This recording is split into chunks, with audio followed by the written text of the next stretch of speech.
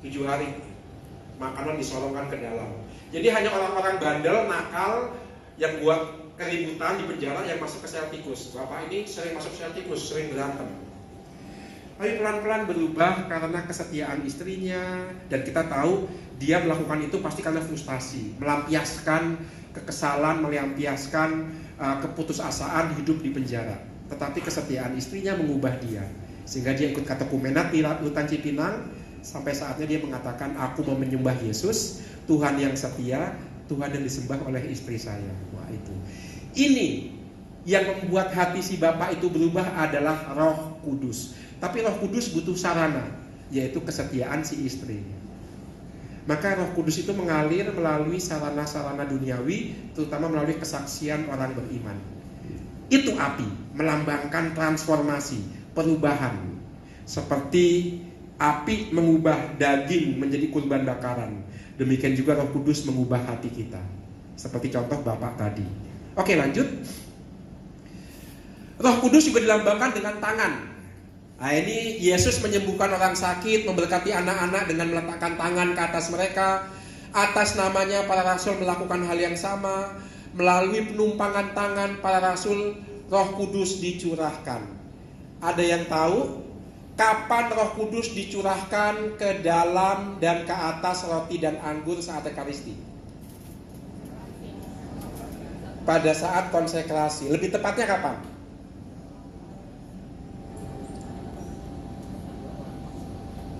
Sebelumnya, sebelum diangkat, doa syukur agung. Lebih tepatnya pas di mana? Ada bagian tertentu yang disebut apa? Sebelumnya. Apa? Ya? Oh enggak, dalam Ekaristi kita yang kita rayakan. Bapak Ibu tidak melihat ketika imam mengatakan, ada momen di mana imam menumpangkan tangan ke atas roti dan anggur, ya. Bukan, kalau ini kan diangkat inilah. Kalau ini pas mau ini.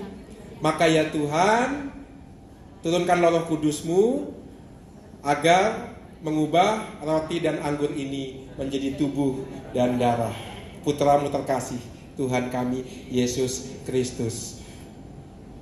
Gak pernah lihat ya itu ya? Kok gak tahu?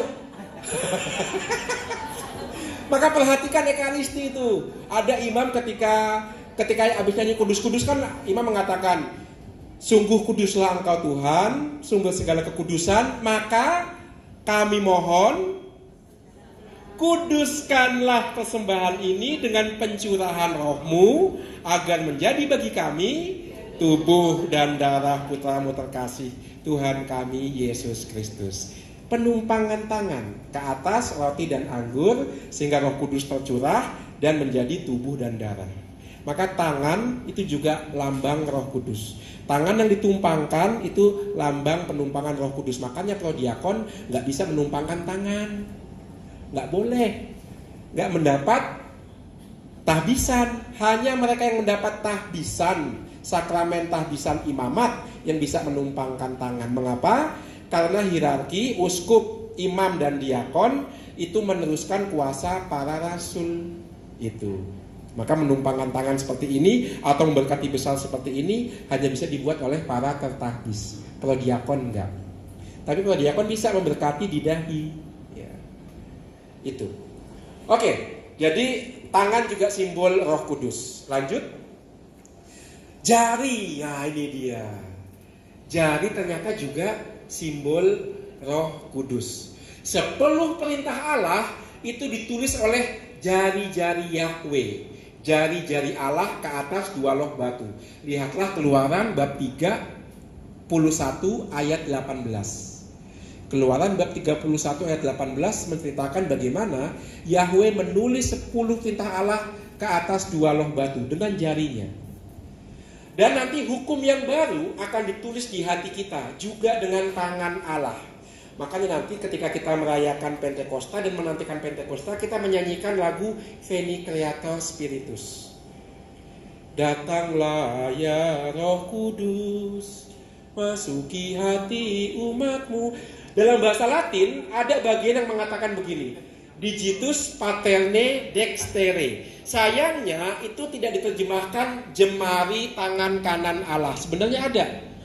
Digitus itu artinya jari, tapi diterjemahkan ke Indonesia tangan kanan Allah saja. Sayangnya itu. Padahal digitus maka ada digital ya. Digital itu berarti diketik. Pakai jari ke atas komputer, ke atas laptop, ke atas HP. Digital itu berarti jari kita, digitus. Digitus paterne dextere, jemari tangan kanan Allah Bapa. Itu ada dalam kidung mohon kedatangan Roh Kudus. Maka jari pun itu lambang Roh Kudus.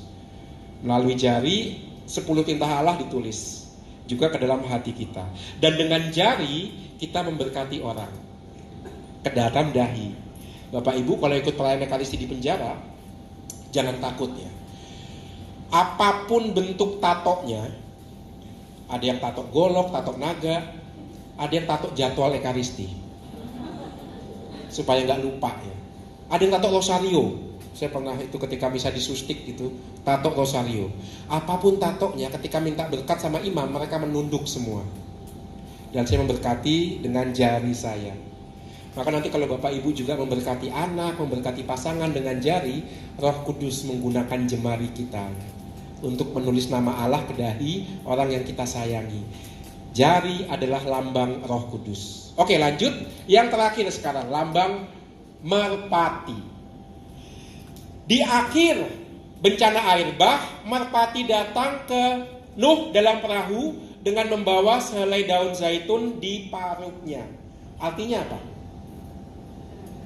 Sudah